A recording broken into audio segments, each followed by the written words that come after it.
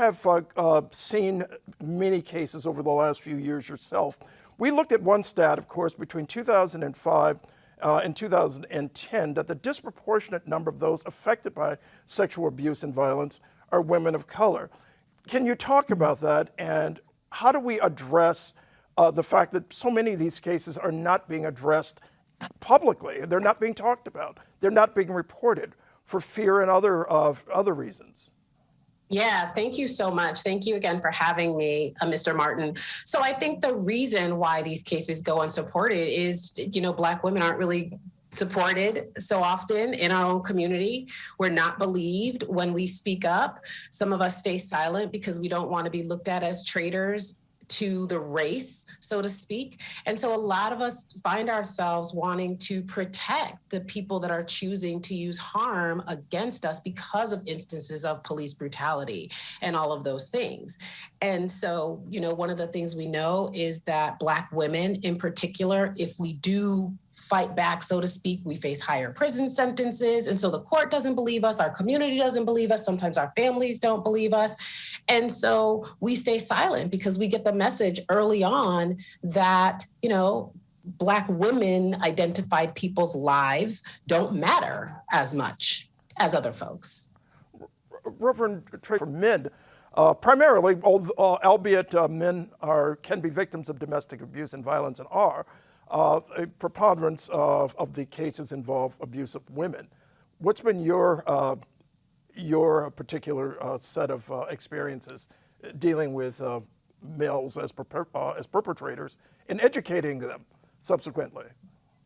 Yeah, that's such a great question. So for the past 20 years or so, I've been working with an organization called A Call to Men, and they do work specifically on gender socialization. And one of the things that Tony and Ted, they're the founders, Ted Bunch and Tony Porter, and one of the things that they say in their conversations is that if you only have this amount of men that are creating the violence, right? But how is it that they're able to do so much harm with all of these other men that are not violent? And so their work is really with the larger group of men, which people used to call bystanders, but now some of us say upstanders, right? Because we don't want people to stand by, we want people to stand by, right? So their work is really on gender socialization, male gender socialization. And I think it's great, the way socialization works, it's the same way oppression works, sexism, et cetera. Men mostly listen to men. And so we could see it in the conferences that we've done with them, where I might get up and I might be saying something, and even women as well. Women listen to men and men listen to men. That's the way socialization works.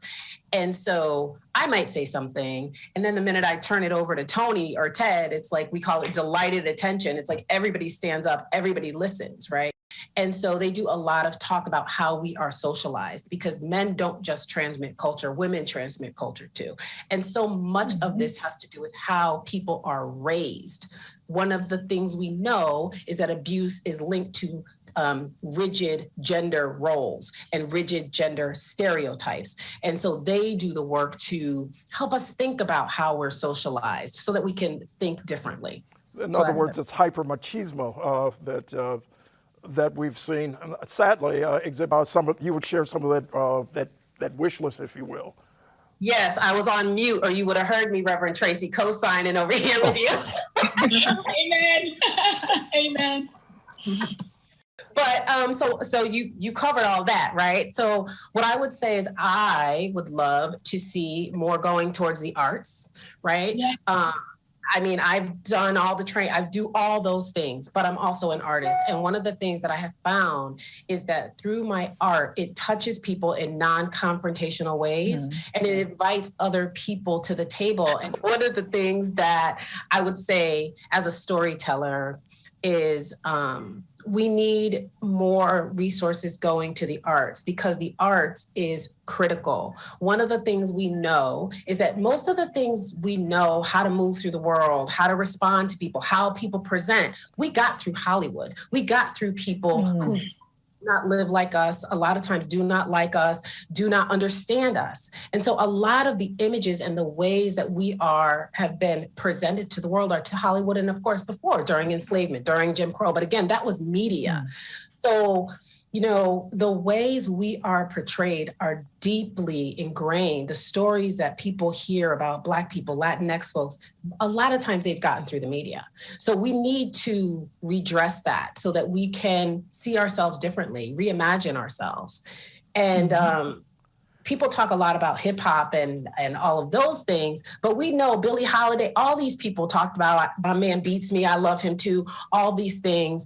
So well, yes, you're right. There's a focus on hip hop, but of course, this spreads across all musical forms, where you see misogyny, like front and center. Of course, quite often it sells.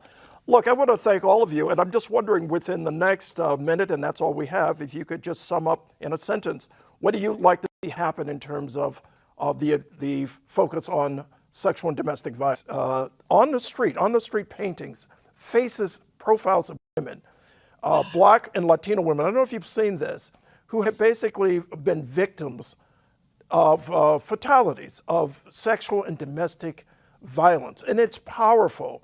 And so art and culture, and music, poetry, everything, is certainly a powerful factor in how we deal with this.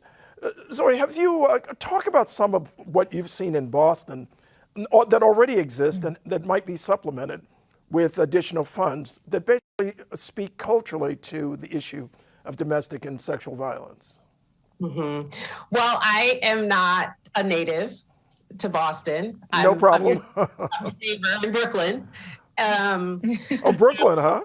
Mm-hmm. Okay. But I can talk about what I've seen in my work. So I have a play called Ashes, and it's based on work that, survivors of domestic and sexual violence that I interviewed, and we turned their stories into what's called a choreodrama. And what I saw in our performances, we've had 60-year-old men stand up and in the debrief and say, I'm realizing I was sexually assaulted by my babysitter. I've had people come to me privately after the show and say, oh my gosh, I think I might be a perpetrator. And so the art just speaks to people in so many different ways. Even if you look at the work of Eve Ensler, the vagina monologues, art just does something to people. It just opens people up in a different way. And it healed me as a survivor of both domestic and sexual violence. I started this through my poetry. I couldn't talk to people, but I could write it down. And so, I just think that the arts is just overlooked in the mainstream for what it has the possibilities to do. Indeed, as far as indeed.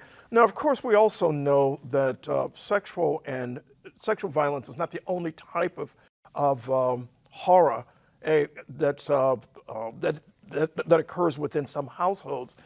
Reverend Tracy, can you talk about, and now ask our other panelists to also opine, the other types of abuse that occurs within households that perhaps are not addressed? Zoe? So my organization is called Soul Requirements, and it's broken up into 3 parts: educate, inspire, and entertain. And through the education piece, I do domestic violence training, sexual assault trainings, childhood sexual assault. I also do racial equity trainings for domestic violence shelters, domestic violence coalitions, et cetera. And through the inspire aspect, I actually am a healer. So I do hands-on healing with people, whether it's Reiki, meditation. I do healing retreats for survivors of domestic and sexual violence. And then through the entertain piece, that is where I have my plays such as Ashes. I also have a book called From Ashes to Angel's Dust, A Journey Through Womanhood, where I actually interviewed survivors of domestic and sexual violence, all of whom are women of color. And there are resources in there. There are healing techniques and hotlines and all of those things. So those are just some of the resources that you can find. I'm hoping that after the pandemic, perhaps your play will be, we could actually see it. You think that might happen? I'd love that. Bring me to Boston. Actually, I'm going to be working with Jane Doe in a couple of months for their national conference, but I'd love to come to Boston. You all have been standard for as long as I've been in the work on domestic violence. So I would love to work more closely with y'all. We'd love to have you here. You can meet